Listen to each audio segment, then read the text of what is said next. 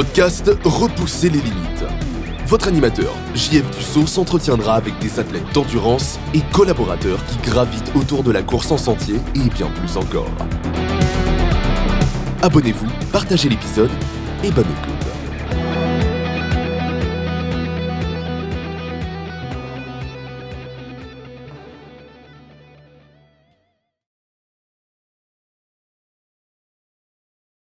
Bienvenue à Repousser les limites cette semaine. Je suis vraiment content. On part une nouvelle série avec des hommes inspirants. Je pars ça en force avec un gars qui a fait plusieurs backyards. Il a fait son premier 100 000 cette année.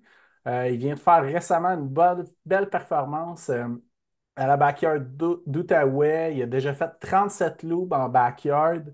Il a combiné un 100 000 avec une backyard la semaine d'après. C'était super impressionnant cet été. Puis c'est là que je l'ai rencontré et découvert à Kakuna. Donc, Vincent Boulet, bienvenue sur le podcast. Puis merci beaucoup d'avoir accepté l'invitation. Merci beaucoup, Jean-François, pour l'invitation. C'est un plaisir, en fait, d'être là et jaser de course à pied, de trail, de dépassement de soi. Ça me touche, ça me passionne beaucoup. Euh, Super, voilà. ben, écoute, plaisir partagé dans ce cas-là. Ma première question qui est souvent la même, là, c'est comment que le sport est arrivé dans ta vie? Hmm. Depuis tout le temps que je connais, depuis que je suis tout petit, j'ai toujours fait du sport. Puis honnêtement, je pense que j'avais des patins dans les pieds à 2 ans, 2, 3 ans. Ah ouais, Vraiment, vraiment. Fait que j'ai joué au hockey toute ma jeunesse. Pas tant beaucoup de sports, beaucoup de choses différentes, mais jamais dans la grosse performance, sauf pour le hockey, où est-ce que là, on était vraiment investi. J'étais vraiment investi avec mon frère à l'époque aussi. Et OK. puis, on a eu vraiment du fun Dans votre phase là-dedans. ado, j'imagine? Comment? Dans votre phase ado puis Ouais. enfant? Oui, OK. phase ado. Puis à l'école aussi, tu sais, un sportif là, qui adore ça, qui est bon là-dedans, puis je m'amuse. Mais jamais vraiment pour la course à pied. C'est pas quelque chose qui est vraiment, vraiment sur le tard.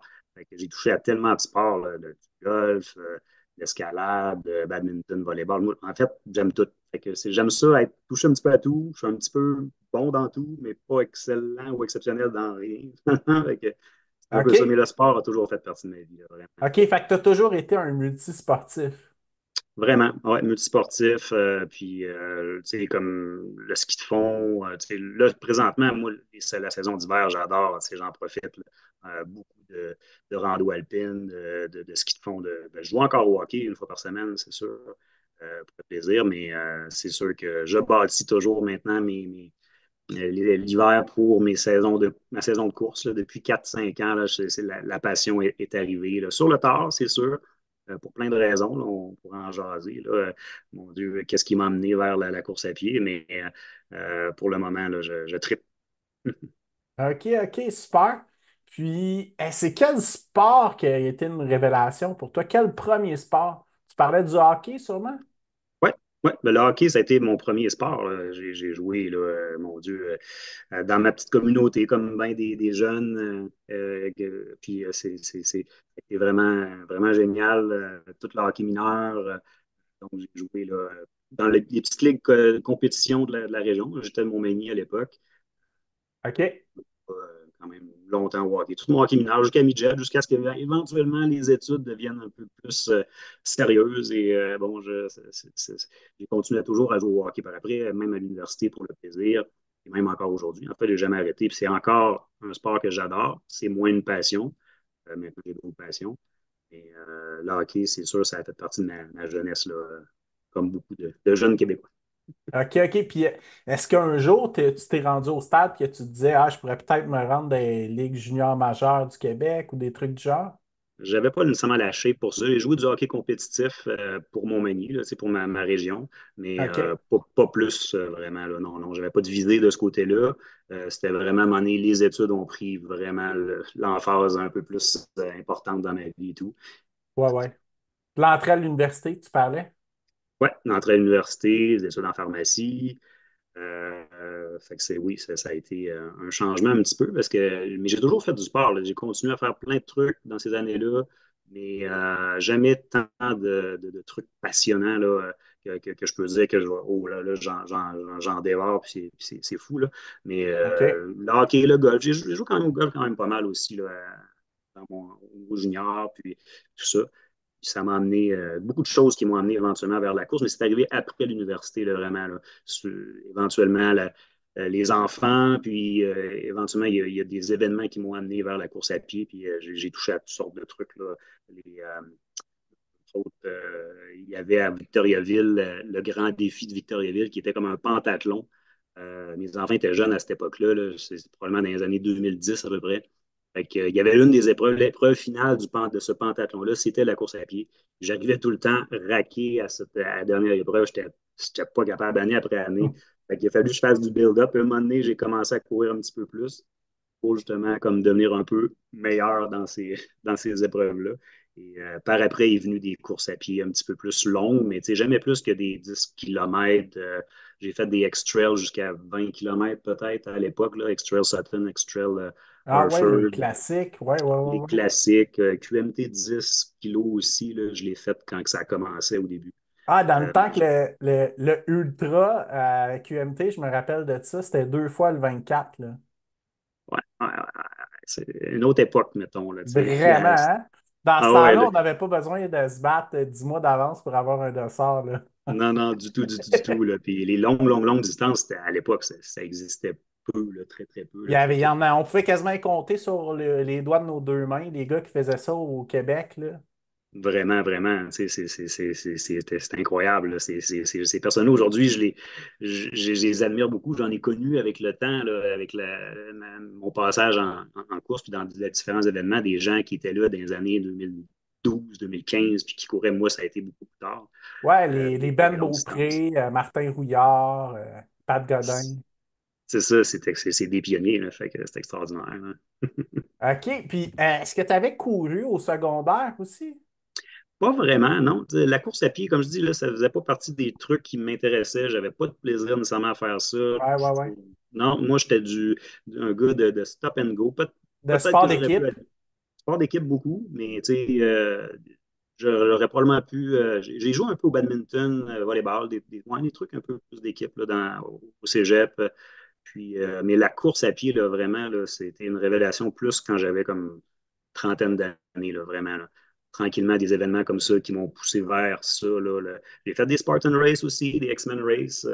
OK. Beaucoup de plaisir à faire ça dans les années où c'était populaire. Là. Puis, tu sais, au début, je me suis rendu compte que pour gagner ça ou pour avoir des bonnes performances là-dedans, il fallait être des bons coureurs. Fait que là, bon, ça peine un peu plus. Puis là, c'est ça qui s'est passé. J'ai fait des.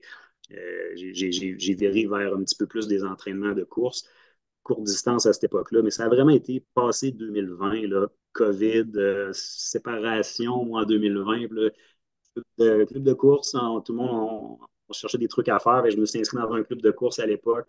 Je suis encore membre, c'est vraiment tout le temps. Shout-out à Yves Fournier puis Gisèle, puis toute la gang de Challenge M, là, vraiment, là, ça m'a permis à cette époque-là de rencontrer ma blonde, en fait, qui était dans le club de course. Deux passionnés qui se rencontrent dans un club de course, puis là, rendu là, ben, ça a propulsé. Puis Mel, à l'époque, elle courait déjà des ultras un petit peu. Euh, moi, ça m'a comme permis. J'avais jamais couru, moi, à l'époque, plus qu'un 20-25 kilos. Fait que tranquillement, j'ai poussé. Il y a des trucs qui m'ont amené aimer cette passion-là, découvrir cette passion-là qui est la course d'endurance. OK, OK. Mais si on remonte un petit peu dans le temps, là, quand tu dis que tu as fait les X-Trail, est-ce que tu avais plus une assurance pour la course de trail ou la course de route? Course de trail, j'ai eu quelques passes où est-ce que j'ai fait le demi-marathon à Lévis-Québec, entre autres. J'ai fait quelques demi-marathons, mais quand j'ai découvert les courses à obstacles, là, vraiment, c'est comme, waouh, wow, c'est cool ça, courir dans le bois, courir dans un sentier. Je pense que c'est un peu là, que ça m'a fait triper un peu là, d'aller vers la course en sentier. Là. Vraiment, la course, le béton, le bitume, en fait, là, à long terme, je pense que ça me maganait un petit peu plus les genoux et tout. Puis je pense que la vibe, de toute façon, là, à force de découvrir des événements. En 2020, c'est ça, mon premier événement trail, c'était mon premier événement ultra, c'était du THC THC? 65. Ouais, Ouais, ouais, ouais. THC 65. Qui avait Fait que, été une des deux seules courses cette année-là qui a eu lieu, hein? UTHC puis Beluga. en 2021, c'était-tu 2021 ou Ah 2022? non, c'est 2020, excuse-moi, 2020. 2020, ouais. Ouais, non, moi Ça, j'ai c'est commencé 2021. 2021. Ouais, Ouais, ok, ouais, ouais. parfait. Fait que oui, il y avait des conditions à respecter, c'était pas évident là, quand même en 2021, mais ça a été ma première course OK. du Hot Trail. Puis depuis ce temps-là, on tente à chaque année de repousser un petit peu, d'aller un petit peu plus loin là-dedans. Puis de triper. Mais tu sais, justement, au début, quand tu cours comme ça, puis que tu passes de distance plus courte à distance plus longue, hein, mon Dieu, je pense que j'ai fait la moitié de la course avec un problème de bandelette. Ça a été long, ce UTHC 65, là. Oh là là. Il y a eu beaucoup de plaisir quand même là, à le compléter. Franchement, tu sais, moi, j'ai jamais vraiment, je suis jamais dans l'optique de performance. Je suis plus dans le plaisir. Puis ça, c'est tellement, tellement, tellement le fun de courir avec d'autres mondes. Justement, la communauté de trail, c'est un petit peu ça. Des gens qui ont du plaisir à courir. Puis que, en général, quand on est un peu comme moi, mid-pack, un petit peu front mid-pack, mettons on pourrait dire, ben, on retrouve des gens qui sont vraiment passionnés puis qui font pour vraiment le plaisir, puis d'aller compléter l'épreuve, puis d'aller se dépasser, puis repousser nos limites. Ouais, puis en même temps, quand tu as un down, tu parlais de ta bandelette, ben là, tu trouves quelqu'un avec qui jaser, qui vit un peu les mêmes choses que toi. Puis là, tu es avec pendant 5-10 kilomètres, puis à un moment donné, l'énergie revient, puis tu passes à autre chose. Ouais, on oublie ça, puis tranquillement, il y a des trucs qui se replacent. Faut être patient en trail, en longue distance. Plus qu'on allonge, plus il faut être patient, puis c'est super important. Ça a-tu été une révélation pour toi, Arcana 65 kilomètres? Ouais, ça a été une révélation. On ne savait pas trop dans quoi qu'on s'embarquait. Cette année-là, en fait, j'avais fait, je pense, ma première backyard Kakuna avant. Euh, OK. ouais. Puis, dans le fond, j'avais entendu parler de ça dans mon club de course. Il y avait à l'époque Mike Néron, qui était vraiment un bon coureur. Ah! Oui, puis Mike il avait fait aussi la backyard à Mario. On va y revenir, la La Backyard. Devils, ben, c'est un peu là que j'avais entendu parler de la Devils, des backyards, de ce mode de course-là. Puis j'ai dit, ah, OK, let's go, on s'inscrit à Kakuna, on va aller voir de quoi ça a l'air, cette affaire-là. Fait comme, tu sais, tout néophyte, on part, la première année, on part beaucoup trop vite. Oh mon Dieu, je me ramasse comme en avant du pack. Après 10-12 boucles, j'étais comme toasté, toasté. Fait que là, après ça, je me suis ramassé plus à la fin du pack. Puis j'ai pu jaser à ce moment-là, cette première backyard-là. J'ai découvert Cédric Chavannes puis Steven Bélanger. On avait pu jaser un petit peu, puis j'ai pris des conseils, puis j'ai ralenti mon pace. J'ai pu compléter quelques boucles jusqu'à la nuit.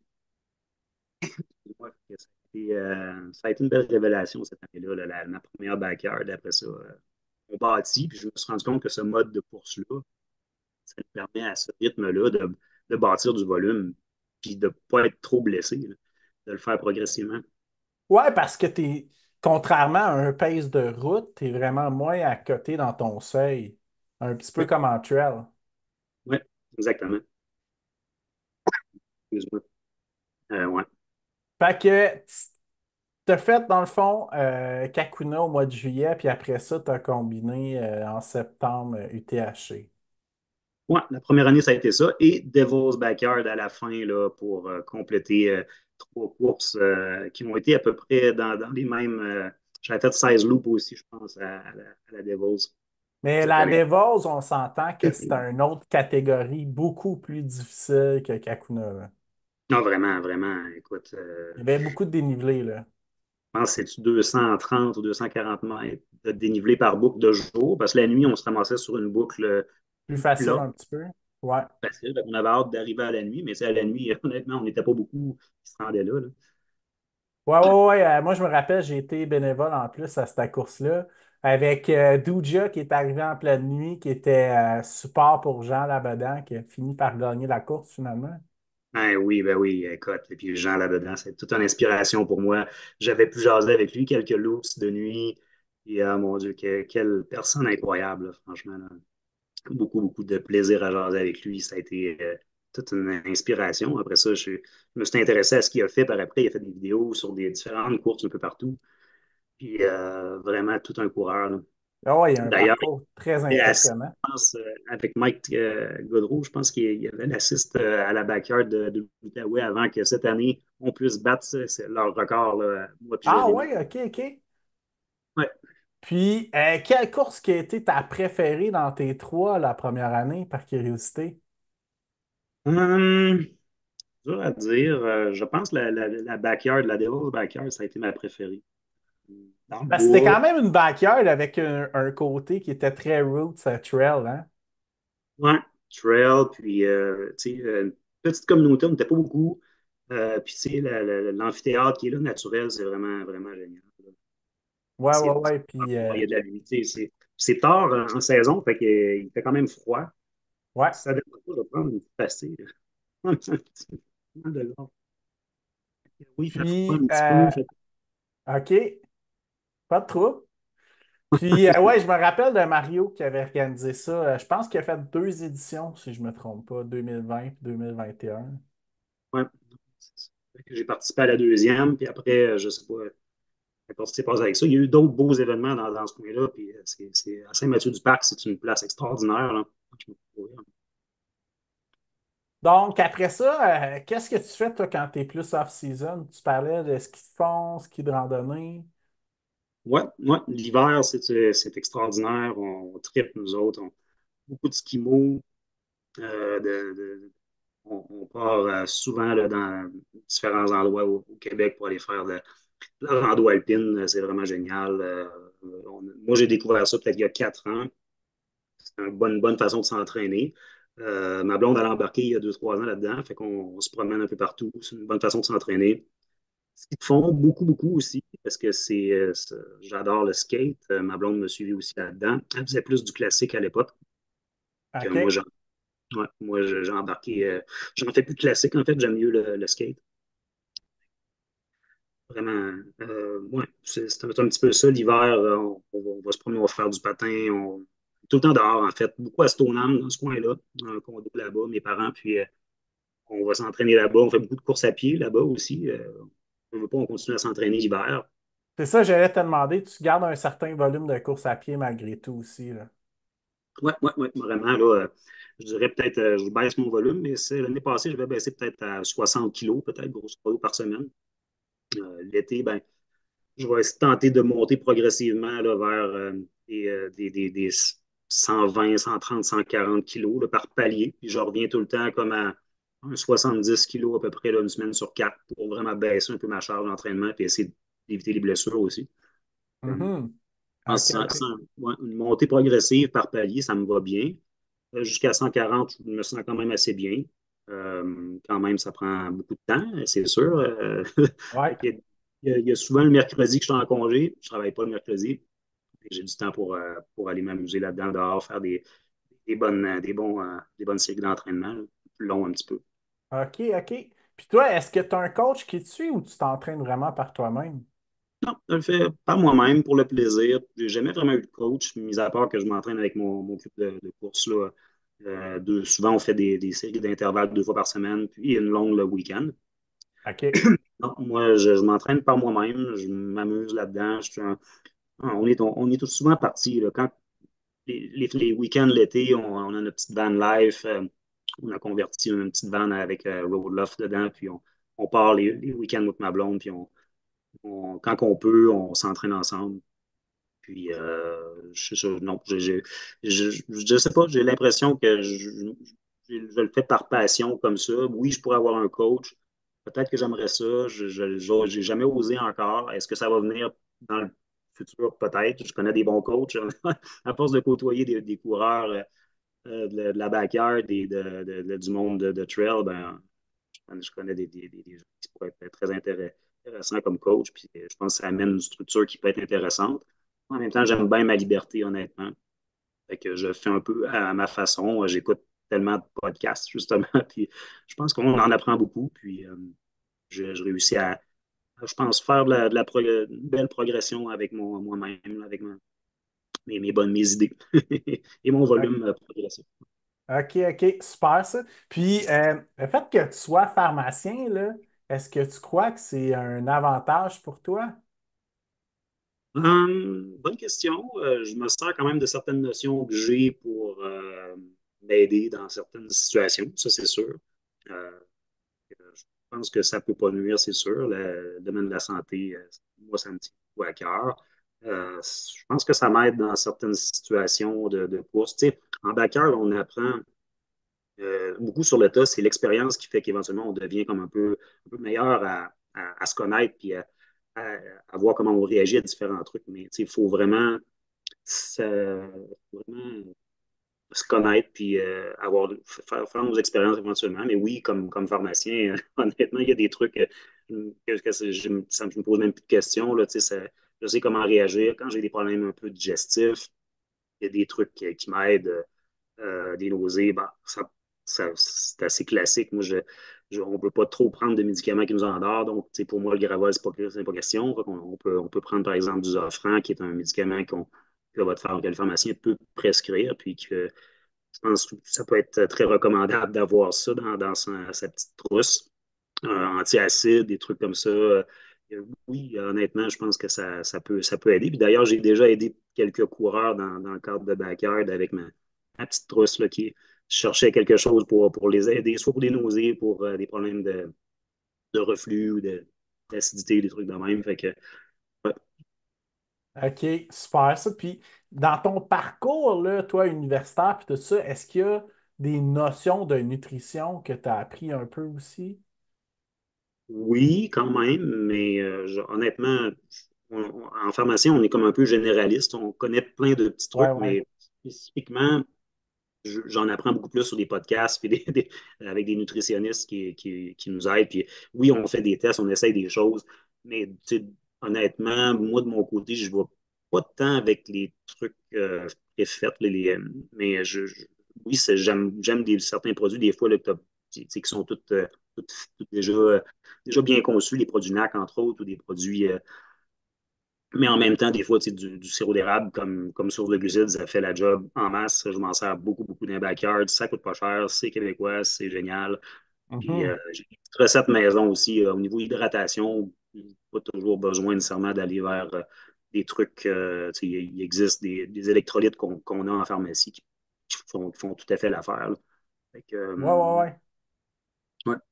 OK, super. Puis, tu sais, de toute façon, ce que j'entends souvent des backers, puis tu pourras me corriger si j'ai tort, là, mais c'est souvent que la nutrition liquide, c'est souvent une stratégie intéressante. Vraiment, parce qu'au début, ça va, on mange, puis on peut faire plusieurs loops avec de la nourriture solide, puis les choses qu'on aime. Il arrive à un point où est-ce que ça devient vraiment, vraiment difficile. Fait qu'éventuellement, d'avoir des trucs qui ont tout dedans, au niveau liquide. Les drink mix, les derniers de NAC, qui sont vraiment extraordinaires, honnêtement.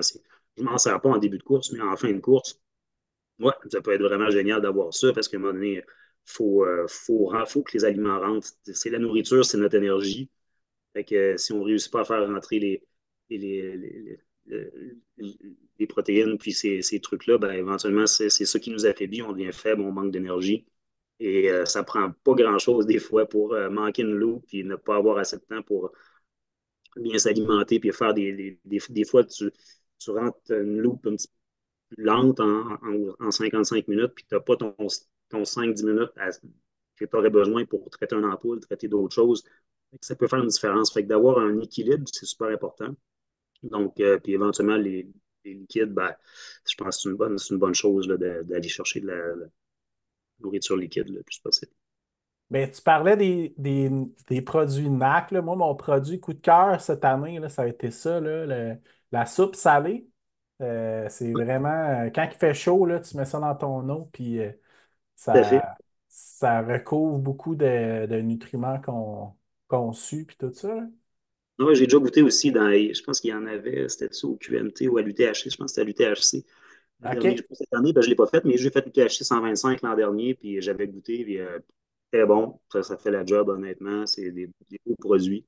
Fait que, on est gâtés, on a toutes sortes de trucs là, qui peuvent nous aider dans les ravitaux à aller plus loin. Mais en backyard, moi, souvent, j'amène beaucoup, beaucoup de nourriture qui passe bien, là, puis pas tant des trucs, des gels, puis des trucs préfabriqués et tout. J'aime beaucoup mes petites recettes maison, si on veut. OK, OK. Puis c'est quoi tes trucs préférés, mettons? Moi, en backyard, je dirais que j'ai toujours des espèces de yogourt que je mets un peu de céréales dedans, des fruits, des bananes. Fait que, dans le fond, ça vient quand même assez mou, ça se mange bien. Puis ça, c'est très, très, très. Je ne me pose pas de questions, ça rentre bien. Sirop d'érable, j'en ai tout le temps. Lait au chocolat, ça, c'est du début à la fin. C'est assez classique. J'entraîne même des fois sur les boucles. J'en amène, Ouais, puis c'est j'avoue quelque que chose c'est une qui fonctionne bonne super idée, bien. ça. Ouais. Ouais, une bouteille de lait au chocolat, là, j'adore. Sinon, bon Dieu, beaucoup, beaucoup de choses qui rentrent bien, mais vite, vite de même, ça ne me vient pas à l'esprit. OK, parfait. Puis, écoute, tu parlais tantôt, là, je vais juste revenir en arrière avant qu'on continue dans ton parcours, mais tu parlais qu'il y a eu certains événements, dans le fond, quand tu courais à Victoriaville, qui t'ont amené dans la course. Est-ce qu'il y a eu des éléments déclencheurs qui t'ont amené vers la course? Ouais, ça, c'en était un, le pentathlon de Victo, que j'ai découvert grâce à mon frère, justement. Jean-Frère Junot, en passant. Puis ton frère, est-ce qu'il fait encore de la course? Un peu, effectivement, oui, oui, mais pas à des niveaux d'endurance extrêmes, un peu comme je fais. Il s'entraîne, bon, il a 4 enfants, il y a beaucoup, beaucoup de choses dans sa vie. Il y a eu Ouais, des ouais. blessures ces dernières années et tout. Mais OK. on a fait beaucoup, beaucoup d'activités ensemble, beaucoup de sport ensemble. On s'est entraîné quand même ensemble. On a fait des raids de vélo de montagne ensemble. Euh, Vraiment, c'est tout. Mais oui, cette portion-là m'a emmené vers la course en trail, vraiment, le pentathlon de Victo à l'époque, qui regroupait là, 5 épreuves. On se qualifiait en escalade. Après ça, il y avait du rollerblade, Ah, vélo, ouais. ouais, ouais, Il y avait kayak. 5 épreuves. 5 épreuves, ouais, c'est ça. C'était vraiment génial. Fait que c'était Fait que là, c'était parfait pour toi qui es multisportif. ouais, exactement. On s'amusait là-dedans, on avait du fun. Mes enfants étaient jeunes là-dedans, ils nous suivaient, puis beaucoup, beaucoup de plaisir à faire ça en famille, là. Fait que ça a été un des points. Sinon, comme je disais, les X-Trails que j'ai fait à l'époque, ça m'a amené vers ça un petit peu. Spartan Race, X-Men Race. Puis j'avais aussi à Stoneham à l'époque, il y avait un club de course les dimanches que je tripais, c'était dans les années peut-être 2015 à 2020, avec il y avait Olivier Leménaire qui était mon grande source d'inspiration pour moi en trail. OK. Jessica, puis vraiment, on avait un beau petit groupe les dimanches matins. Puis, mon Dieu, on faisait des belles montées de la station. Et ça a été un événement, je pense, qui m'a marqué quand même assez, là, pour dire que ça m'a poussé vers la course en trail. Puis, éventuellement, il a fait aussi, Olivier, l'Ultra, comment ça s'appelle, non, Ultra Trail Academy, où j'ai participé dans le coin de Port-Neuf. C'était vraiment le fun aussi, une belle course. Puis, ça a été une de mes premières. C'était avant là, que je tombe 2020, l'UTHC, puis ces trucs-là. OK. Fait que ouais, ouais, j'ai bâti un petit peu ça dans ces années-là. Puis ça a été plutôt à partir de 2020, la pandémie. Là vraiment, le shutdown a fait que bon, let's go. Avec la rencontre de Mélanie, là, ça m'a vraiment comme poussé vers cette passion-là, beaucoup plus que toute autre chose. Quand tu faisais des courses à obstacles à l'époque, est-ce que tu préférais courir plus que faire les obstacles? Dur à dire. Au début, j'aimais mieux les obstacles, mais avec le temps, c'est vraiment, je me suis rendu compte que j'étais quand même pas mauvais dans ça, mais c'était la course qui me faisait le plus triper, là. Ouais, vraiment, là, monter les montagnes. C'était jamais des longues distances, hein. X-Trail, c'était peut-être l'X-Men Race, c'était peut-être comme un 7-8 km. Ça durait pas longtemps. Mais quand tu étais un bon coureur, tu t'en sortais vraiment bien dans ces épreuves-là, là. Puis j'ai fait Spartan, la Beast, peut-être le plus long que j'ai fait, là, Ah, c'est un ouais, autre ouais. 5 km. OK. Fait que ça aussi, il fallait que tu sois vraiment un bon coureur. Fait que j'aimais les deux, j'aime tous les sports. Honnêtement, je suis un gars qui touche un peu à tout, qui aime vraiment tout. Mais je pense que la course, ça m'a fait triper dans ces années-là, là, vraiment, là. Tout ce qui me faisait toucher à la course en sentier, ça me faisait vivre tu sais, connaître du monde aussi, la communauté. Et je pense que ça m'a plu en partant. Dès que j'ai touché à ça, là, ça m'a.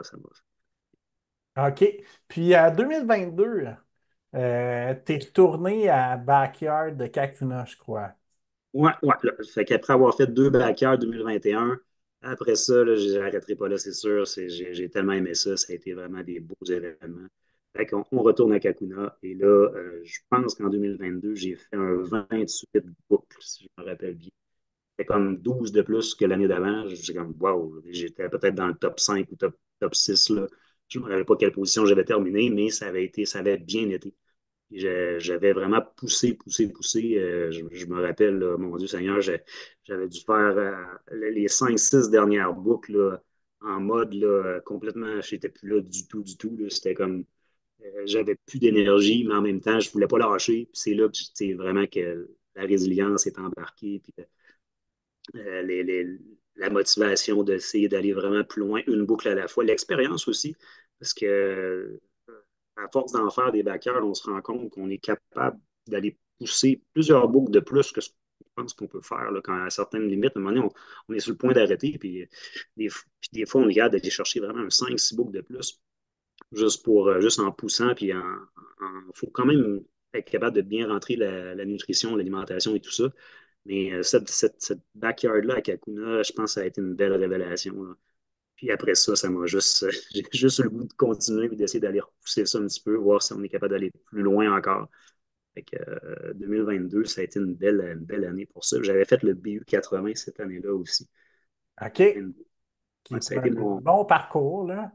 mon premier 80 kilos. Fait que au travers des backyards, d'année en année, à partir de 2021, je faisais, oui, des backyards, mais aussi des courses en sentier. Puis je tripais en course en sentier quand même. C'est important d'aller Mais, chercher des événements et de vivre d'autres choses aussi. mais la façon que tu parlais aussi, c'est que tu disais que les backyards, ça te fait une bonne fondation de training pour tes ultra-trails. Vraiment, vraiment. Moi, je le vois comme ça parce qu'à chaque fois que je fais une backyard, peu importe le nombre de loops que je fais, même dans les dernières années où est-ce que je suis dans les 36, 37 loops, euh, quelques jours après, on peut recommencer à courir. C'est pas comme en course en sentier, on se défonce, on vient avec les quads explosés complètement. Ça prend du temps à se récupérer. En tout cas, moi, ça me prend beaucoup plus de temps à récupérer d'un 100K ou un 100 miles que du backyard. Là. Fait que la backyard, au rythme qu'on va, en général, on ne se blesse pas. Moi, je ne me blesse pas. Puis, une semaine après, je peux recourir. Puis après ça, ça me fait du beau volume. Puis après ça, on peut bâtir pour plus tard en saison. Fait que de faire quelques backyards au travers, puis d'avoir des objectifs A, des fois qui sont, comme cette année, pour moi, c'était vraiment le QMT 160 là, qui était mon objectif A. Mais en 2022, c'était BU 80. 2023, après ça, je voulais passer à l'UTHC 125. Mais au travers de chaque année, tout le temps quelques backyards pour essayer de pousser un peu, là, puis de faire du volume qui est du volume facile en réalité, parce qu'on a quand même toute une heure pour rentrer 6,7 km. Ça va quand même bien en général. On marche beaucoup là-dedans. Là. Fait qu'en marchant, marche course, puis moi, je suis un gars qui rentre beaucoup là, autour de 52-53 minutes. Donc, je suis pas mal depuis quelques années en arrière du peloton, puis ça me laisse suffisamment de temps, là, un 7-8 minutes pour manger, m'hydrater, me reposer, changer les bas, changer les souliers, peu importe ce qu'il y a à faire, c'est suffisant. On repart, puis après ça, ben, on s'amuse dedans. Fait que, ouais, je bâtis beaucoup en backyard pour. Éventuellement, mon but ultime, c'était d'atteindre le 100 mètres, ce qui a été fait cette année. Donc, bon, bien content. OK, OK, super. Puis, tu parlais de ta stratégie 52-53 minutes, mais c'est souvent ça que j'entends en backyard. Entre 50 et 55, ça risque d'être C'est ça semble être le meilleur barème. dur à dire parce qu'il y a des gens qui rentrent ça à 45, 46, Amanda Nelson, entre autres, que je vais aller voir là, bientôt là, dans les championnats canadiens. Fait que il y en a qui ont un rythme plus élevé et qui sont vraiment très efficaces. Ils peuvent aller chercher du 70 boucles. Je ne sais pas c'est quoi son record, Amanda, c'est complètement fou. Puis elle rend ça vraiment rapidement. Fait que, tout le monde, faut qu'on s'écoute, je pense, mais en même temps, je pense que c'est l'expérience. Parce que moi, les premières backyards, je l'ai essayé à 45, 46, 47, puis ça ne m'allait pas du tout. Je me suis rendu compte que j'étais beaucoup plus efficace en ralentissant mon rythme et en allant plus lentement. Puis, mais je pense que c'est l'expérience. Il faut vraiment que les gens s'écoutent, puis que les coureurs fassent leurs propres expériences là-dedans. Puis, qu'est-ce que tu donnerais comme conseil à quelqu'un là, qui veut faire une première backyard ou faire une meilleure performance en backyard? Parce que tu disais tantôt, il me restait plus de jus, mais j'ai réussi à en faire 5-6 de plus, là.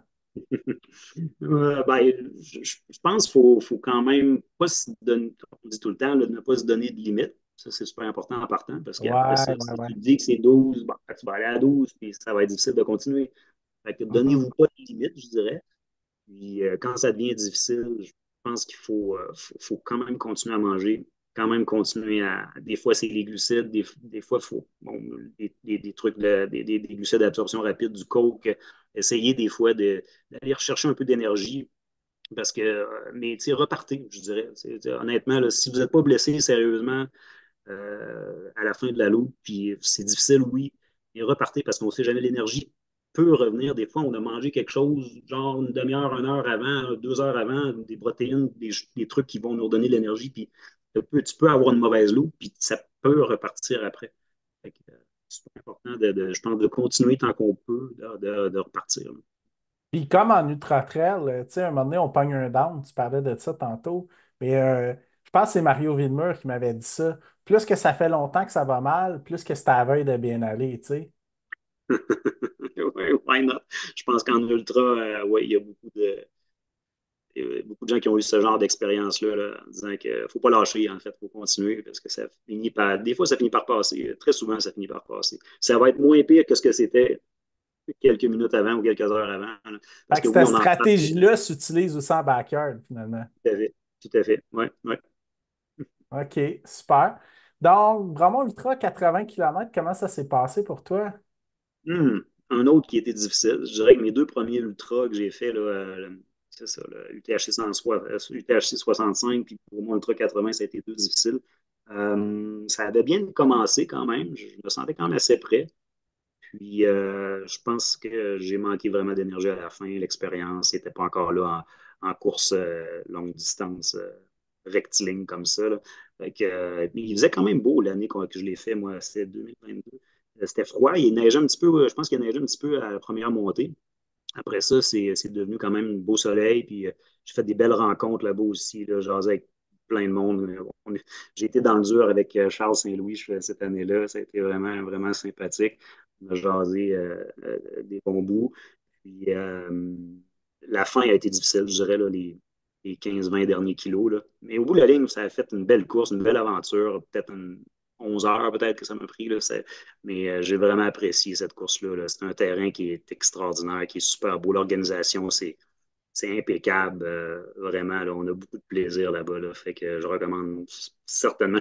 Est-ce qu'éventuellement, je vais aller me tester sur le 160? Peut-être. Je vais refaire 2 fois le 80. Why not? Je dis, moi, honnêtement, je pense que je veux refaire dans les prochaines années peut-être un 160 par année, puis essayer d'en faire un au moins au Québec une fois de temps en temps pour essayer d'aller découvrir ces parcours-là. Là. Parce que pour le moment, j'ai que le QMT 160 qui est que j'ai là-bas cause.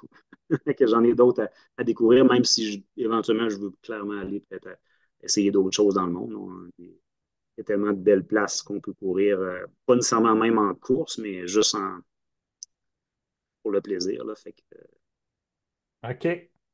OK, super. Donc, 2023, là, tu as refait des backyards. Tu as fait Lévis, je crois, à ce coup-là.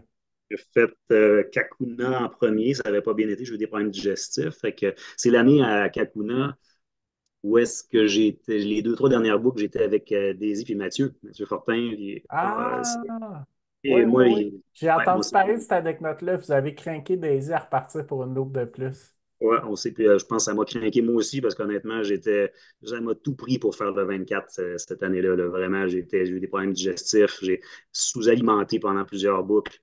Fait qu'on a terminé ça ensemble le 24 à 3, là, c'était magique, puis beaucoup, beaucoup, beaucoup de plaisir. Puis après ça, ça m'a amené effectivement à avoir des objectifs un peu plus élevés à Lévis, qui est un parcours un petit peu plus difficile entre elles. Peut-être un peu plus de dénivelé, mais pas tant. Cette année-là, par contre, je pense que c'est une de mes belles réalisations parce que en 2023, il y a eu une température complètement affreuse, en fait, dans cette backyard-là. Il y a eu de la pluie comme ça se peut pas. Je pense que les 12, 13 premières heures, ça avait du sens. On avait les pieds assez secs. Mais à partir de la 14, 15 ou 16e heure, je ne me rappelle pas exactement, la pluie, le déluge, les sentiers sont devenus boiteux, plus moyen d'avoir les pieds secs. C'était plus possible à partir de la 15e heure d'avoir les pieds secs. Impossible. Fait que rendu là, ben, écoute, on a continué pendant des heures et des heures. Il y avait plusieurs bons coureurs qui étaient là, c'était vraiment sympathique, mais dans, un, dans des intempéries assez intenses. Et ça a fini avec moi et Benoît Labrèche. On a eu vraiment une belle course de la 30e à la 37e, là, un beau duel qui a été extraordinaire. Puis vraiment, c'est une personne que j'admire beaucoup aussi, ce fameux Benoît. Je ne l'attendais pas cette année-là là, et je ne le connaissais pas. Et mon Dieu, on a eu du plaisir, toujours souriant, toujours enjoué, puis vraiment une belle personne, franchement. Fait que, ça a été une belle backer, un bel accomplissement. J'avais tout mon entourage qui était là à Lévis cette année-là, les dernières loops, donc il m'encourageait beaucoup. J'avais mes parents qui étaient là, j'ai eu des oncles qui sont venus. Tu sais, c'est ma communauté, Lévis, c'est tout près de chez moi. Beaucoup de coureurs de mon club de course, Jeanne, qui était venu m'encourager le dimanche soir pour continuer, pousser. Puis ça nous a fait faire beaucoup de loops de plus là, à moi et Benoît. Puis on a eu beaucoup de plaisir. Ouais. OK, ben, félicitations. Ah, merci. 37 heures, ça donne quoi, ça? C'est On se rapproche 200. du 250 kilos, pas loin, pas tout à fait probablement, mais c'était c'était OK. dans de belles distances. Hein. OK, OK. Conditions Fait, assez incroyables. fait que t'as terminé deuxième à ce Ouais, ouais. backyard-là. OK. Assiste là à Lévis, effectivement. C'est la première fois que je finissais deuxième, ce qui est quand même bien. Comme cette année en Outaouais. Comme cette année en Outaouais et à Lévis aussi cette année. Donc, j'ai comme 3 assists en 2 ans. Ah, ouais, OK, Pas capable OK. d'en gagner une, mais je m'amuse, je me pousse et j'amène d'autres coureurs vers des limites assez incroyables. Et toujours dans le plaisir. C'est le fun dans la fin. On se ramasse des fois, des coureurs, on peut être longtemps à deux ou à trois, à pousser longtemps. Et on fait des découvertes assez incroyables. On tente de se pousser puis de s'entraider pour aller le plus loin possible, puisque tout seul, on ne peut pas se rendre loin. Fait qu'il faut vraiment. Les 2 années que j'ai fait les trois backyards que j'ai fait des assists, si un des deux avait lâché, on aurait fait 7 ou 8 boucles de moins probablement. Là. Parce qu'il y Mhm. avait personne au-dessus de 30 nécessairement à Lévis. Puis à l'Outaouais, je pense que 24, on était trois à atteindre 24. Donc cette année, c'était assez. C'est un parcours assez intéressant à l'Outaouais. Je le recommande fort bien aussi. Là. C'est un parcours très difficile, mais magnifique. Fait que des parcours trail, pour moi, ça me va bien. En tout cas, j'adore. Fait que ça a été ouais, une belle année quand même, 2023. Là, pour ça, j'ai fait d'autres choses en 2023. Du THC 125, ouais, du THC 125 en 2023, et, qui était aussi un objectif là, que j'avais d'aller pousser ça, d'aller voir qu'est-ce que je vaux sur un 100 km et plus. Puis ça aussi, ça a été vraiment une belle course, un Ça s'est bien parcours. passé. Ouais, ouais, quand même, là. C'est souvent un hécatombe hein, à l'UTHC. Là, il fait chaud souvent au début. Le départ, c'était sur l'heure du dîner le vendredi.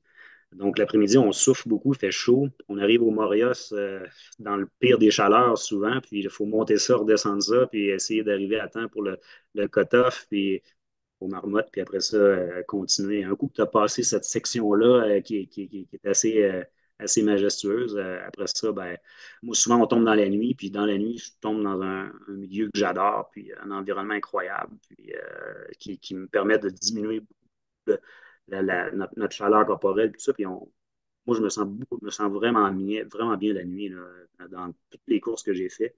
Fait que je reprends de l'énergie. Puis après ça, ben, le reste a vraiment bien été. Là. J'ai rejoint la ligne d'arrivée, je crois, en quoi, 21h30, peut-être quelque chose comme ça. C'est quand même pas mauvais. Mais des belles aventures. Puis là, pas de blessure. Tu vois, je pense que c'est la première longue distance que j'ai pas eu de blessure, puis que ça a quand même été bien de A à Z. Fait que là, ben, c'était très motivant de continuer puis d'essayer de pousser pour ce fameux 160 km d'après. OK, OK. Puis, mais pour revenir à tes assises de backyard, là, je voulais revenir là-dessus un petit peu. Euh, quand vous êtes rendu 2, 3 sur le parcours, là, c'est pas plus dur pour le mindset de quand il y a 20 coureurs, mettons? Hum, c'est différent, mais je dirais que c'est comme si tu rentres en mode en mode de battle, là, vraiment à deux. Puis c'est drôle. Moi, à chaque fois, ça a fait ça. On a fait vraiment des 6, 7, 8 peut-être boucles là, à juste deux. Fait que c'est vraiment intéressant. Non, non, moi, je trouve ça génial. Oui, c'est le fun de courir avec d'autres personnes. Puis au début, moi, j'adore justement pouvoir rencontrer d'autres mondes, jaser, puis tout ça.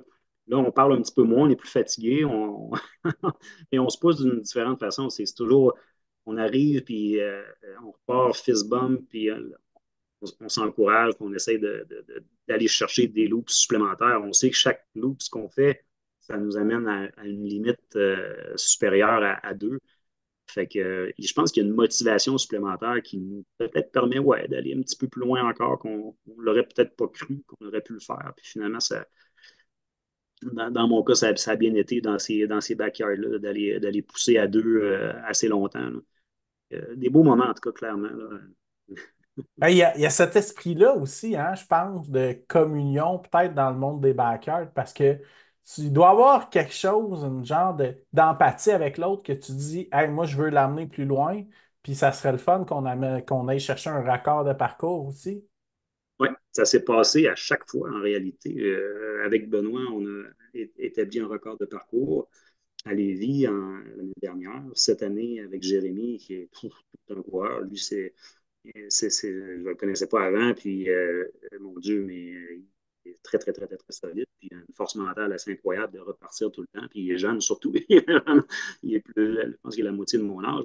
Il est très, très bon, fait que, ouais, on a poussé ça ensemble, ça a été des belles courses, franchement.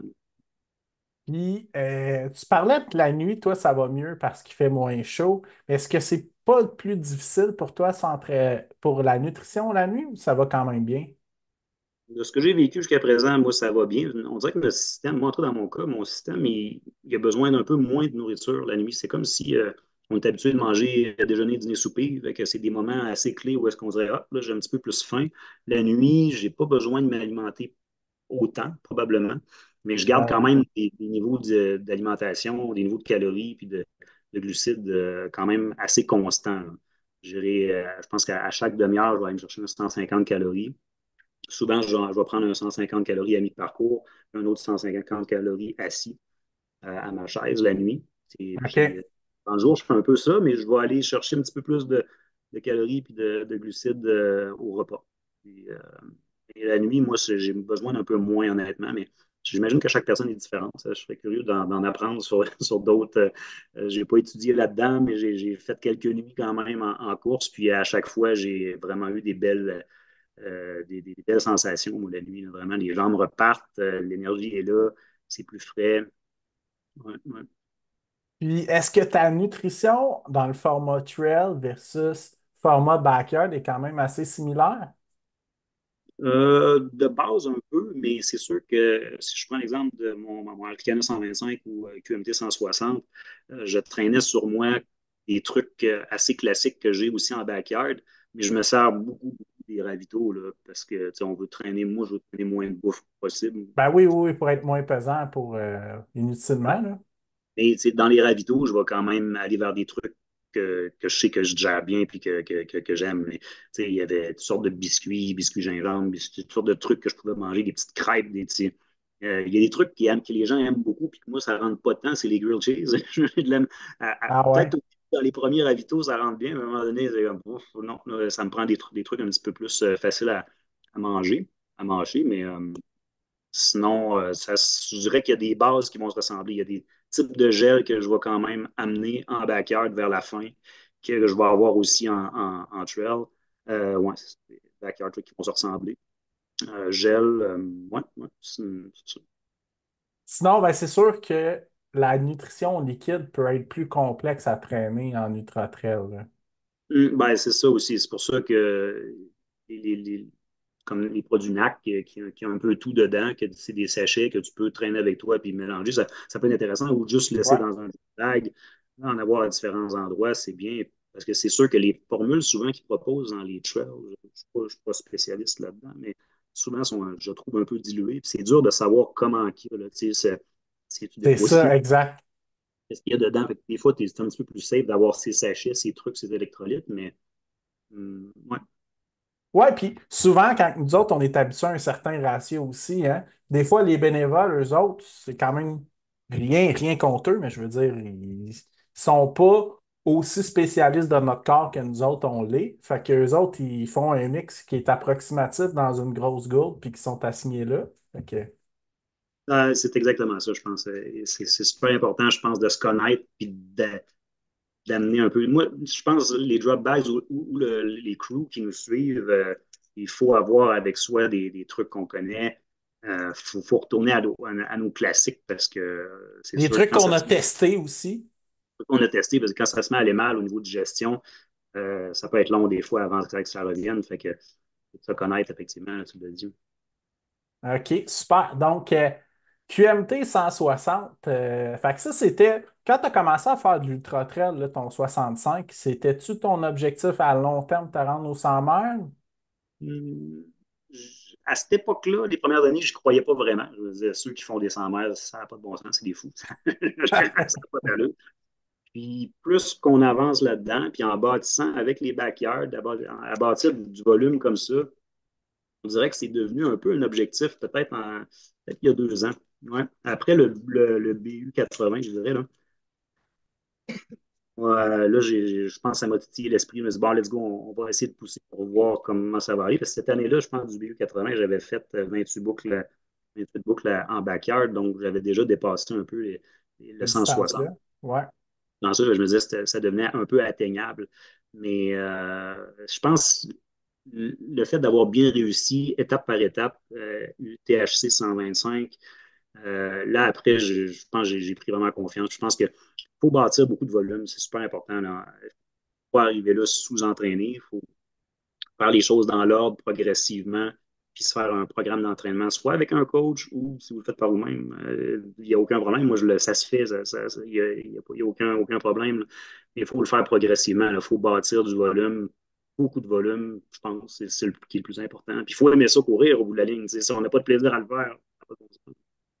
C'est clair. Puis, tu sais, pour se rendre à une distance comme ça, c'est souvent, c'est pas quelques mois. Ben oui, il y a quelques mois spécifiques, mais c'est quand même des années de préparation pour atteindre ce genre Ouais, d'objectif-là, là.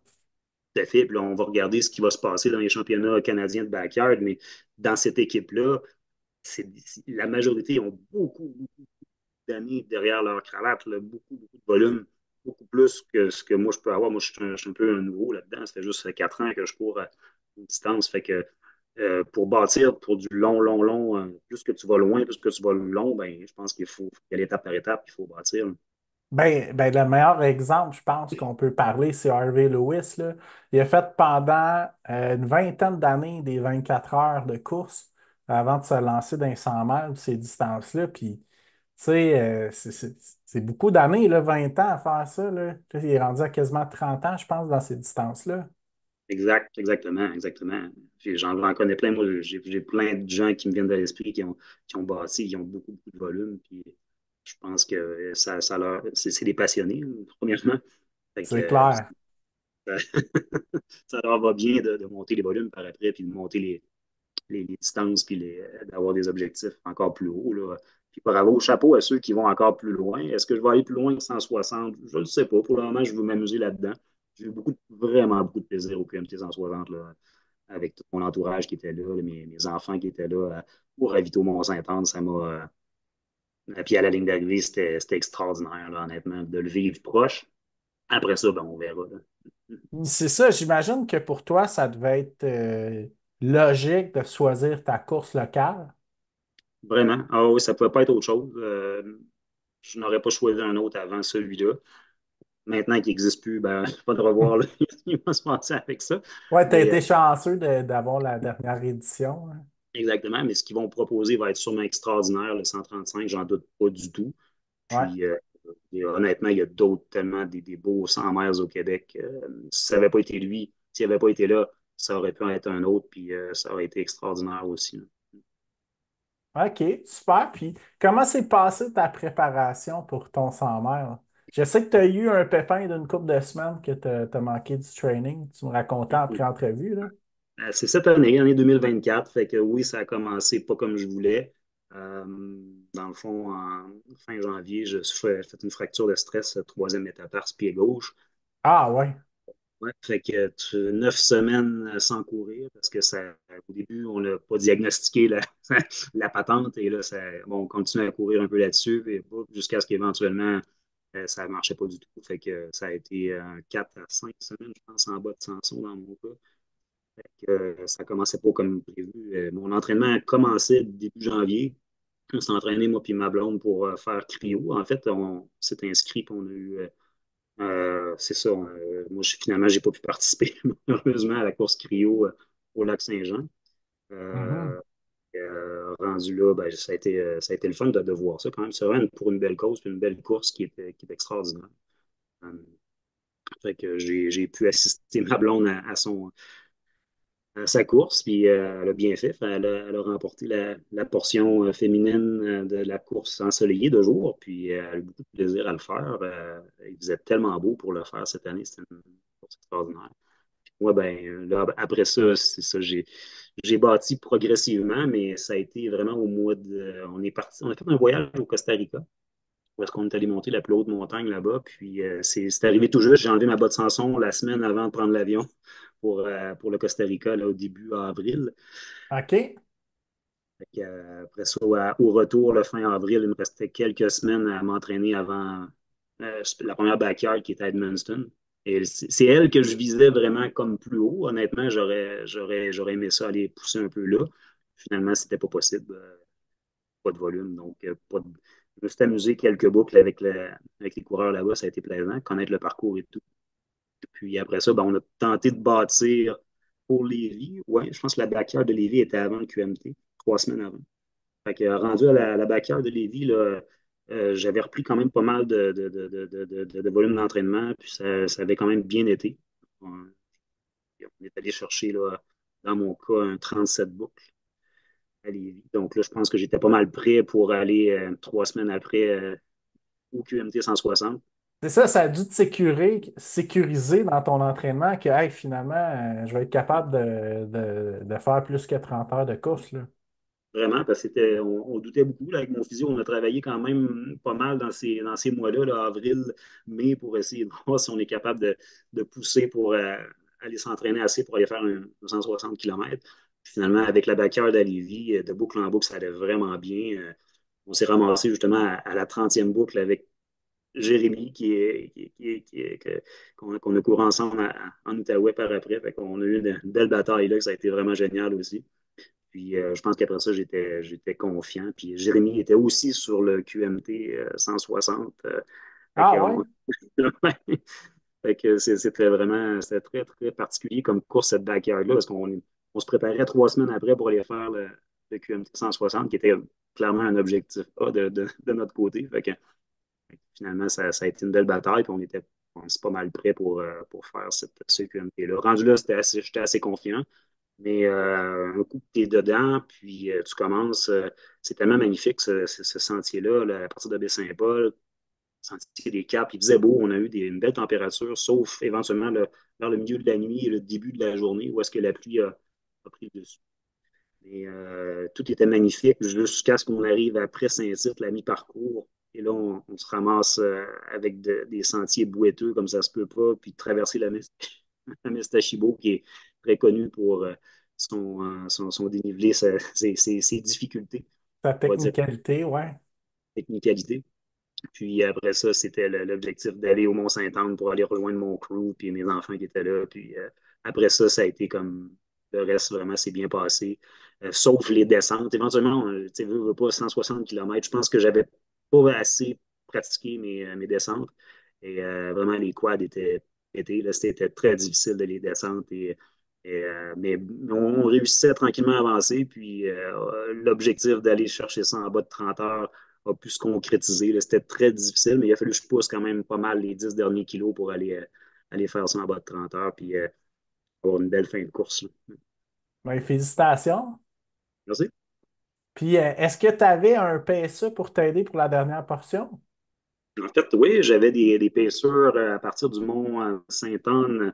J'avais mon beau-frère et ma belle-sœur qui ont embarqué à tour de rôle pour m'épauler et me, m'endurer, si on veut, parce qu'on fait juste quasiment se lamenter quand ça fait mal, les descentes sont pas possibles. Puis, ils ont été vraiment extraordinaires, franchement, là, de m'endurer comme ça pendant pratiquement 60 km pour de rôle.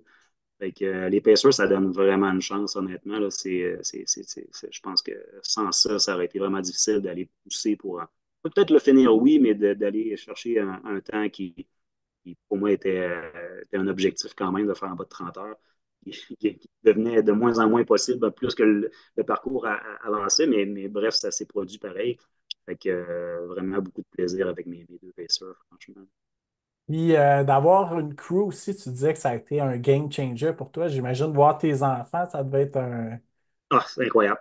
Incroyable, honnêtement. Là, à Saint-Tite, en fait, c'était la fille, ma blonde, qui était là pour nous deux, parce que Mélanie, ma conjointe, elle courait le 80 kilos. Fait que, OK. fait qu'à Saint-Tite, on avait comme une crew là, mais puis après ça, c'était vraiment génial. Ça aide vraiment beaucoup. Puis après ça, rendu au Mont-Saint-Anne, d'avoir mes enfants, mes parents étaient là, puis mes pacers qui étaient là aussi. Fait que j'ai pris beaucoup de temps au Mont-Saint-Anne pour tenter de réparer le tout, puis me remettre un peu sur le bon chemin.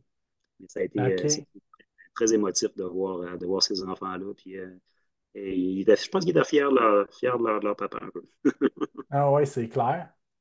Puis là, toi, tu étais inscrit à Kakuna. J'aimerais ça savoir comment ça s'est passé, ça. Tu t'es inscrit à QMT en sachant que Kakuna était une semaine après? Ouais, honnêtement, j'ai hésité beaucoup dans les semaines avant. C'était le choix de faire les semaines. Genre, les mois avant, là, qu'est-ce que je fais? C'est étant donné qu'Edmundston n'était plus possible pour moi d'aller chercher des grosses performances, je voulais peut-être, Kakuna, j'aimerais ça. Mais en même temps, je pense que de faire mon premier 160, c'était ça le plus important. Puis, c'est ça un peu qui s'est passé. Fait que, après, j'avais dit à Yvan heureux que j'irais probablement quand même courir avec la meute quelques boucles au début. C'était à peu près, comme on dit, 5 6 jours après la fin du QMT. Donc, j'avais pas d'objectif là, sinon que juste de m'amuser un petit peu. Puis finalement, ça a été vraiment le fun. Écoute, j'ai rencontré encore une fois la belle meute de Kakuna. J'ai participé à toutes les éditions, je ne pouvais pas manquer celle-là. Fait que c'était extraordinaire aussi. Puis, je savais que j'allais là pour une 10 boucles maximum. Fait que rendu à la 9e, ben, les jambes étaient vraiment là. J'aurais probablement pu continuer pour la nuit, mais on s'était quand même donné un objectif raisonnable pour ne pas se blesser et aller vers d'autres. J'avais d'autres événements qui s'en venaient par après. Fait que je suis allé avec un objectif d'essayer de pousser la 10e pour la rentrée en bas de 30 minutes, juste comme objectif personnel. Puis, je suis parti comme une trombe sur la 10e boucle. J'ai pris quand Ça même a le temps fonctionné? a fonctionné. J'ai pris quand même le temps de saluer au turnaround l'équipe qui était là, les bénévoles qui étaient là. Puis j'ai donné la main pratiquement à tout le monde sur le chemin du retour pour les encourager à aller plus loin, en sachant que moi, c'était ma dernière. Puis oui, j'étais allé chercher 29 minutes quelque chose. Donc, et après ça, c'était la fin de ma course. Puis le repos bien mérité. Puis ça a été génial parce qu'après ça, je suis revenu la journée d'après pour la fin, pour aller encourager ceux qui restaient. Puis finalement, j'ai aidé beaucoup Nico Colopoulin puis sa conjointe à pousser eux autres. J'ai comme été dans la portion crew pour cette fois-là. Et puis j'ai pu les aider là, à Nico à aller chercher là, un 50. Toute la deuxième nuit, en tout cas, j'ai permis un peu à Alison de se reposer un peu. Puis on a travaillé ensemble pour essayer de motiver Nico pour aller toujours plus loin. Puis il était vraiment dans des bonnes conditions pour aller loin. C'était impressionnant à voir. Là. Il restait 4 coureurs. C'était magique de voir ça de cet angle-là. Puis, ce qui fait que je serai aussi crew pour Nico Au à Edmundston. championnat dans quelques jours, à peine, là. J'espère. Là, juste dire, mentionner, parce que quand l'épisode va sortir, ça va être après les championnats, mais présentement, aujourd'hui, on est mardi le 15 octobre, là. Ouais, c'est ça. J'ai très hâte de voir le dénouement de ce qui va se passer là et ce sera génial. C'est clair. Puis, comment ça s'est passé pour toi, là, de dire je ne sais pas qu'est-ce qui va se passer, mon recovery de mon 160, mais je vais aller essayer d'aller faire une coupe de boucle pour avoir du fun. Ouais, ça t'est passé. Probablement que j'ai pris la décision le vendredi soir. J'avais fait, jeudi matin, j'avais fait une petite course. Je disais, ça le fera pas, ça va être trop difficile. Finalement, on dirait que plus les heures avançaient, j'ai fini par récupérer assez pour dire je vais aller m'amuser là parce que j'ai tellement de plaisir en backyard. Fait que j'avais dit à Yvan que j'étais un peu comme. euh, euh, ça m'intéressait d'aller faire cette course-là avec la meute et tout. Et puis, ouais, je suis allé quand même, honnêtement. Là. C'était serré un petit peu, c'était pas évident, c'était-tu risqué? Je pense pas. Je suis allé vraiment en mode tranquille. Puis les premières boucles, moi, j'avais pas d'objectif. Donc, c'est au pire du pire, j'arrête après un, après deux, après trois. Il y avait pas de. Juste de vivre le départ, d'être là pour l'ambiance de départ. Je trouve ça tellement plaisant. Il y a tellement des belles personnes, des gens passionnés là-dedans. À Kakuna, c'est là, je pense, qu'on vit le plus, étant donné qu'il y a beaucoup de participants, il y a beaucoup de gens qui se donnent comme objectif d'aller là parce que le parcours est beau, le- le- la meute est, L'ambiance. l'ambiance est incroyable. Fait que c'était super important pour moi d'être présent, d'être là. Fait que j'aime mieux être là comme coureur qu'être là comme bénévole, mais éventuellement, je suis retourné pour aller finir la course pour aider Yvan et aider éventuellement Nicolas à aller plus loin. Puis ça a été vraiment génial. OK, OK, super. Puis, est-ce que tu fais quelque chose de spécial pour améliorer ta récupération? Pas vraiment. C'est de reprendre ça progressivement, vraiment. Là. Il faut quand même marcher. Moi, je pense que c'est important que les muscles bougent un petit peu dans les Ouais. jours après, dans la mesure du possible. Mais du repos, puis on y va un peu comme on le sent, là. Mais ça aurait pu être plus long. Cette fois-ci, ça a quand même assez bien la récupération. Fait que non, moi, Fait que pas- j'ai pas de structure, j'ai pas de coach. Fait que c'est ça, pas- j'allais dire, pas de scoop de pharmacien dans ce cas-là. il n'y a pas grand-chose à faire à part que de s'hydrater, manger, puis se reposer, rendu là. Éventuellement, il Ouais, faut puis reprendre. d'essayer de compenser les calories qu'on a été en déficit, peut-être, là.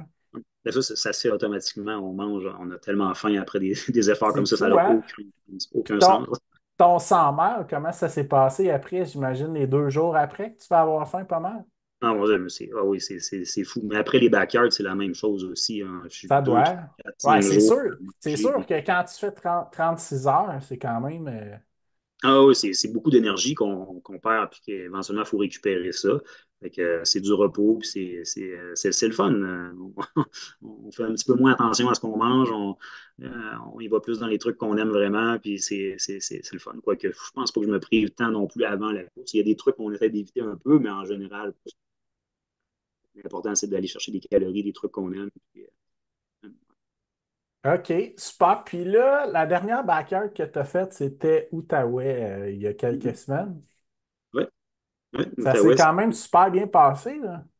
ouais, ça a bien été. Je me sentais quand même vraiment bien au départ avant. Petite blessure au genou gauche, mais qui me fait encore un petit peu de trouble, mais ça se réchauffe puis ça va quand même bien. Fait que j'avais des bons objectifs. Honnêtement, je croyais vraiment aller loin, là. Puis c'est ça, avec Jérémy, je- j'avais vu qu'il s'était inscrit, puis je m'étais inscrit aussi, fait qu'on voyait je pense qu'on avait des objectifs d'aller faire une belle confrontation là. Ça aurait pu être autre chose, il y avait d'excellents coureurs là, c'était beau à voir, j'ai eu vraiment beaucoup de plaisir avec beaucoup de monde. Euh, puis finalement, ça s'est rejoué comme à Lévis, donc et un parcours extraordinaire avec du dénivelé à souhait. Fait que ça devient de boucle en boucle très difficile de rentrer ces boucles en bas de 52 minutes. Moi j'étais quand même à l'aise, j'allais dans ces standards-là. Mais à un moment donné, plus le temps avance, quand tu commences à rentrer en 55 minutes, là, ça te donne moins de temps, puis tu sais qu'éventuellement, avec tout le dénivelé que ça implique, ça devient vraiment difficile. Fait que, éventuellement, l'énergie a baissé. Petite ampoule, peut-être rien de majeur, mais qui a fait que j'avais une douleur à la 30e boucle qui a pas passé. J'ai tenté de manœuvrer durant la boucle, mais qui n'a pas été ça a pas fonctionné, donc j'ai retourné. Mais 30 belles boucles, vraiment sur un parcours extraordinaire avec un organisateur, Richard Turgeon, très, très, très passionné. Ça en est un autre qui m'inspire beaucoup, ça, franchement, là, avec tout ce qu'il a accompli. Puis dernièrement, ça, Hard Rock et tout, là, c'est très inspirant. Tout ça. Genre, c'est ça, on a rencontré plein de monde là-bas aussi, qui ont très, très, très, des gens passionnés puis tout. Puis, ça, dans un bel environnement. C'est le fun. Ils roulent, dans le fond, un circuit de vélo de montagne spécifiquement pour l'événement. Donc, on ne peut pas vraiment aller courir là ailleurs qu'à la backyard de l'Outaouais, le domaine Kanaway, je crois. Fait que, vraiment une belle place pour courir. Vraiment, je la recommande fortement, honnêtement, pour ceux qui aiment le trail, les backyard, ces backyarders qui aiment le trail, c'est un beau défi. Ouais. Fait que, est-ce que tu penses que c'est une backyard, que quelqu'un qui a un fort potentiel en trail risque d'être meilleur dans celle-là, contrairement à peut-être Kakuna? Je dirais que oui, là, rendu là, ça implique beaucoup de D+, beaucoup de D-. Fait que honnêtement, il faut en avoir fait beaucoup. Par contre, ceux qui ont beaucoup d'expérience en backyard peuvent bien s'en sortir aussi parce que ça devient éventuellement, il faut se connaître. Même quelqu'un qui est très expérimenté en trail, qui se ramasse dans un événement comme ça pour une première fois, il n'aura pas l'expérience d'un backyard, de quelqu'un qui Ouais. a fait des backyards pour les 5 dernières années, mettons. Donc, il faut quand même se connaître. Mais, euh, mais c'est sûr que c'était tout un avantage d'être un bon trailer pour aller en Outaouais, là, puis bien performer. Là. Fait que, il y avait des gens passionnés là-bas. C'est vraiment là, beaucoup de plaisir, encore une fois. Là. Super. Puis là, toi, tu t'en vas comme crew au championnat dans quelques jours. Puis sinon, qu'est-ce qui t'attend pour 2025? En 2025, à part justement Kakuna, que je suis déjà inscrit, là, et bon, pour la date, ça reste encore à être confirmé officiellement, mais il y a 2 dates possibles, soit début juillet ou début juin. Ouais. Clairement, je serai, peu importe la forme que ça prendra, à la backyard de Lévis. Aussi, je suis pas les inscriptions, je pense, ne sont pas commencées, mais j'y serai, peu importe ce qui se passera. Un peu comme ambassadeur, parrain de l'événement, c'est mon petit coin, j'adore beaucoup. À part ces 2 trucs-là, honnêtement, peut-être aller faire une course, c'est très possible là, aux États-Unis pour éventuellement ramasser les fameux jetons que ça prend, les Stones pour l'UTMB, peut-être un jour qui pourrait m'intéresser. Fait que Grindstone en fin de saison, je le regarde, quelque chose qui peut être intéressant. Sinon, je pense qu'en début de saison, c'est possible. On regarde beaucoup un petit voyage en Italie. Il y a le Chianti Ultra Trail qui est là-bas, un 100 km, qui est by UTMB. Fait que c'est quelque chose qui peut-être va peut-être nous faire ma première course un peu plus à l'international pour le plaisir, par contre. Aller courir un peu dans les châteaux de Chianti là-bas et finir ça en haut d'une station de ski. Je pense que ça a l'air d'être un très, très beau parcours.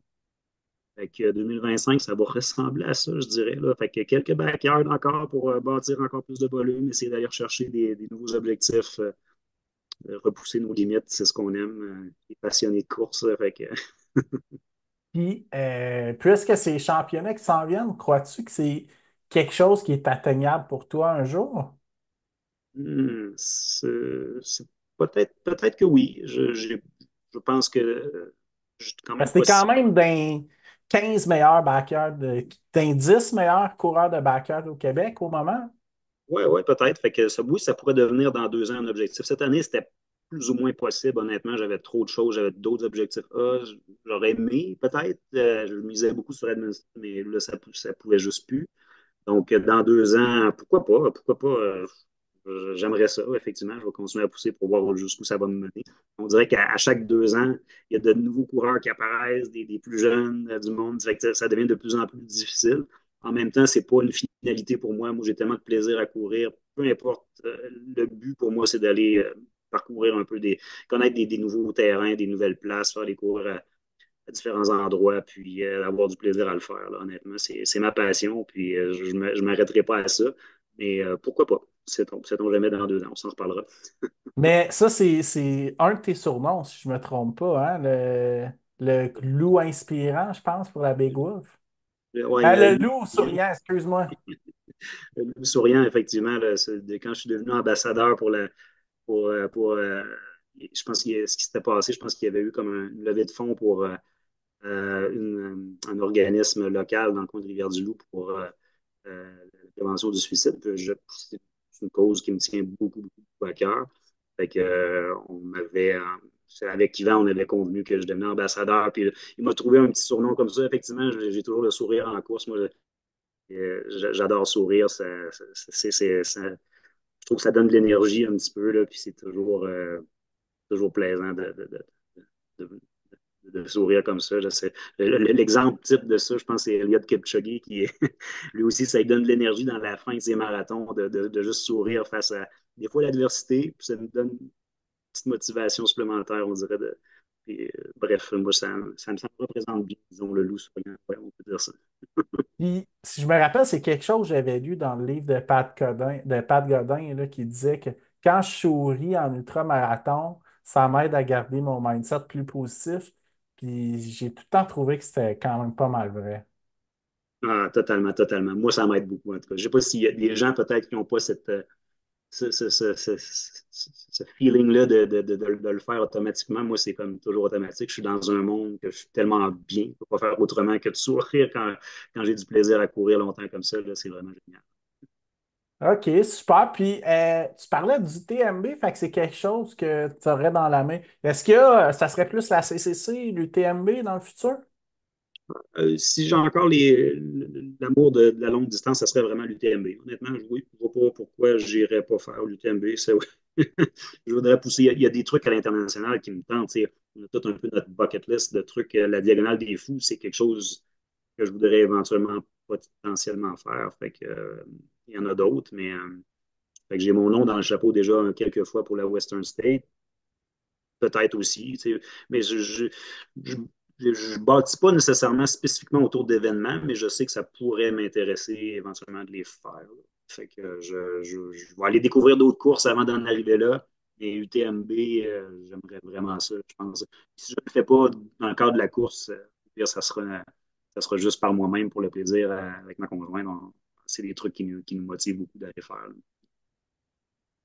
Là. OK, super. Ben écoute, merci beaucoup d'être un ambassadeur du sport aussi souriant. Puis, tu sais, à Kakuna, moi, si j'aurais pas su cette année que tu avais couru 160 km 5-6 jours avant, jamais j'aurais cru ça. Ça paraissait pas, là. Effectivement, j'en ai surpris plusieurs là.